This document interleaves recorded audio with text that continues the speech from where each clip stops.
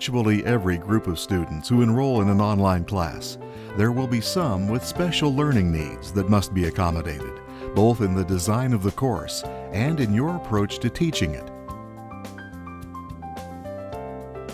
Meeting those needs starts with knowing your students. It's important to know your students in detail. It's important to know their likes, their dislikes. It's important to know what their situation is at home. And we need to know what each student's learning challenge is, whether it's minor or severe, and how we can adjust our instruction for those challenges. For some students, the learning challenge is a physical disability. In such cases, the instructor's obligations are clear. For example, I might have students that are deaf. So I make sure that I have transcripts for all of those items that are audio. I make sure for those students that require read aloud that there's audio for every piece that's in the course, both the course that's built and the things that I add to the course later, like messages and feedback and that sort of thing. I once had a student who was deaf in my online classroom, which was fine for most content except for when we taught in synchronous sessions. She needed a sign language interpreter. So during synchronous sessions, she would call a sign language interpreter on Skype, and the interpreter would listen to me, and then she would sign my entire live session to this student to make sure that she could still access the content. Some students will have issues stemming from their personal situation. I've had a student that was homeless before, and with that student, I had to provide accommodations based on that particular student's circumstance. I had to communicate with the facilitator more than normal, and also provide those extra accommodations and provisions for that student to be able to complete the coursework. Sometimes the need is more subtle, to accommodate students who are struggling to keep up.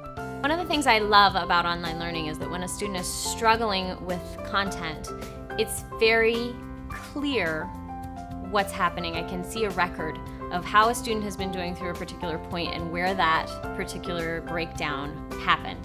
I monitor students' progress to determine whether they're struggling with the material or whether they're engaged at all by consistently monitoring the gradebook in my learning management system. When I notice that a student who is generally a consistent A student or a consistent B student or so forth has fallen below that range, I will contact that student to find out if there's a personal issue going on or if there's a problem with understanding the information in the content.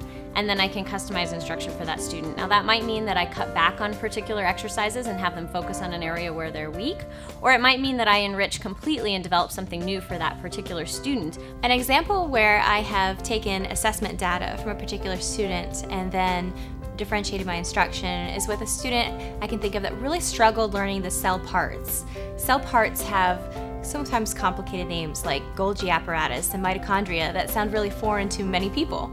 And so I was able to do some word association and some image association with those cell parts where the student was then able to retake the particular quiz and be successful. I engage and accommodate online students that are struggling with their lessons by providing extra one-on-one teacher attention to those students. For example, I've had a student to email me who was struggling with a concept in my AP Physics course. And I went online and did some research to try to find extra videos in which I found effective with helping me to understand the topic.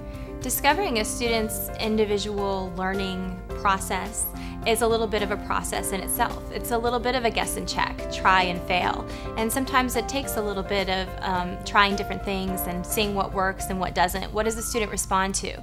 And that's the fun part of the job, actually. To learn more about INACOL National Standards for Quality Online Teaching, visit us on the web at www.inacol.org.